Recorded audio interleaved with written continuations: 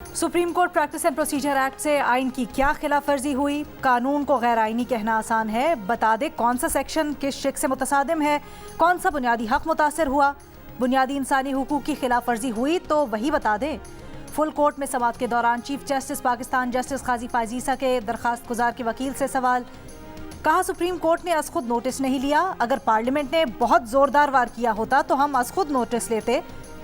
जज आइन और कानून के तहत काम करने का हल्फ लेता है, मेरी या आपकी क्या राय है इसकी हैसियत नहीं। सुप्रीम कोर्ट के 15 जजेस पर मुश्तमिल full court supreme court practice and procedure act की समाअत कर रहा है। तारीख में पहली बार सुप्रीम कोर्ट की कार्रवाई टेलीविजन पर बराह रास्त दिखाई जा रही है। सुप्रीम कोर्ट के 8 रुकनी बेंच ने प्रैक्टिस एंड प्रोसीजर एक्ट पर 13 अप्रैल को अमल दरामद रोका था।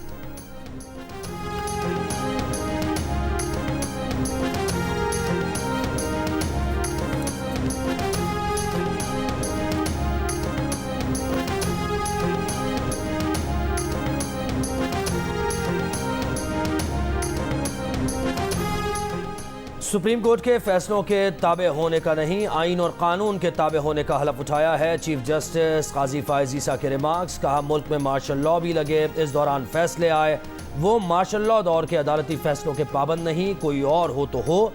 अगर पार्लियामेंट ने हमारे हक पर वार किया होता तो हम बहुत से केसेस की तरह इसे उठा लेते। रेकोर्डिक केस में अदालती फैसले से $6.5 अरब का नुकसान हुआ। बतौर चीफ जस्टिस उन्हें ऐसा इख्तियार नहीं चाहिए। अगर आप चीफ जस्टिस को ये तमाम इख्तियारात देना भी चाहें तो वो नहीं लेंगे।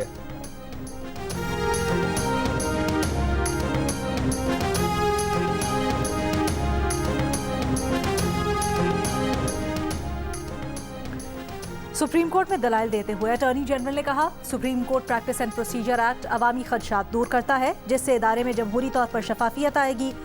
Supreme court practice and procedure act से किसी के हुकूक की खिलाफ वर्जी नहीं हो रही।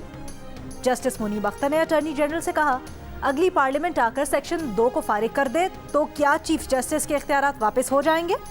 चीफ जस्टिस ने कहा आइंदा जो होगा वो जब अदालत में आया तो देख लेंगे, अटॉर्नी जनरल को मफरूजों में नहीं डाल सकते। ज़ेर इल्तवा मुकदमात आज 150% बढ़ गए होंगे, कल मजीद बढ़ेंगे। गरीब आवाम से इंसाफ करने के लिए तनख्वाहें ले रहे हैं। जस्टिस मुनीब ने बरहमी का इजहार करते हुए कहा मफरूजों में नहीं पड़ रहे, आइनी मामलात पर सवाल कर रहे हैं। उनका सवाल अब भी कायम है, कल पार्लियामेंट आकर चीफ जस्टिस के इख्तियारात बहाल कर दे तो क्या होगा? अटॉर्नी जनरल ने कहा मैकेनिज्म तो मौजूद है, कमेटी अपने जवाबित बनाएगी जिस पर अमल दरामद होगा।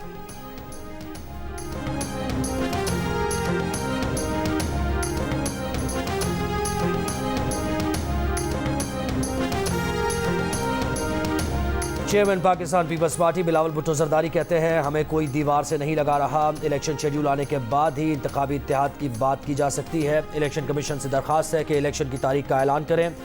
नवाज शरीफ की वापसी पीपल्स पार्टी का पुराना मुतालबा है, नून लीग को राजा रियाज और राजा रियाज को नून लीग मुबारक हो।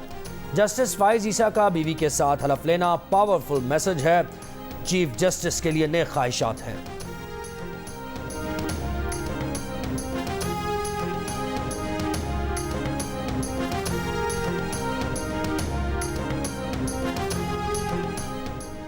लाहौर में नून लीग की सीनियर नायब सदर मरियम नवाज और नायब सदर हमजा शहबाज की जेर सदारत मुशावरती इजलास।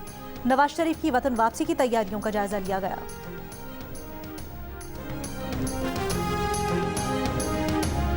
एंटी करप्शन लाहौर ने PTI के सदर परवेज इलाही के खिलाफ एक और मुकदमा दर्ज कर लिया। FIR में कहा गया है कि परवेज इलाही ने माली फायदे के लिए गैर कानूनी तौर पर मोहम्मद खान भट्टी को स्पेशल सेक्रेटरी लगाया।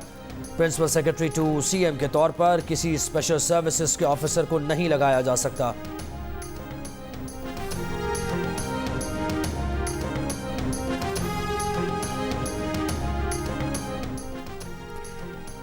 इलेक्शन कमीशन की हल्काबंदी कमेटियों को काम हर सूरत 26 सितंबर तक मुकम्मल करने की हिदायत।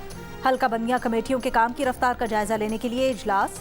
तर्जुमान इलेक्शन कमीशन का कहना है कि काम मुकम्मल होने पर 27 सितंबर को इब्तदाई हल्काबंदियों की इशाअत को मुमकिन बनाया जा सकेगा।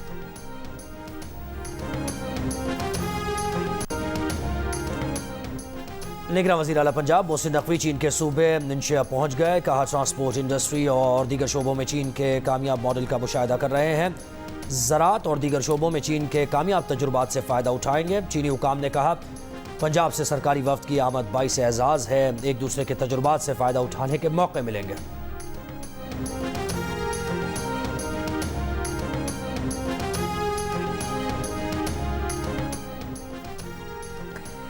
पेशावर में एमडी कैट टेस्ट स्कैंडल की तहकीकात जारी। जीआईटी जराये का कहना है कि टेस्ट के लिए बाज उम्मीदवारों की मशकूक रजिस्ट्रेशन सामने आई। 9 मशकूक उम्मीदवारों की जानिब से एक ही मोबाइल फोन नंबर से रजिस्ट्रेशन का पता चला। मशकूक उम्मीदवारों में 46 साल का शख्स भी शामिल है।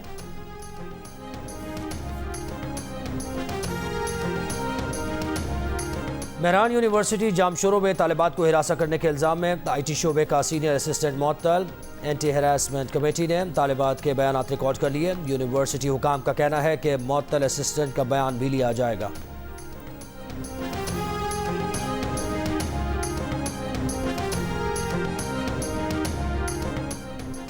भारत ने किशन गंगा डैम पर आलमी सालिसी अदालत का फैसला न्यूट्रल एक्सपर्ट फोरम पर चैलेंज कर दिया। अटॉर्नी जनरल न्यूट्रल एक्सपर्ट में पाकिस्तान की नुमाइंदगी के लिए आज वियना रवाना होंगे। किशन गंगा डैम केस में आलमी सालिसी अदालत ने पाकिस्तान की दरखास्त को काबिल समाअत करार दिया था।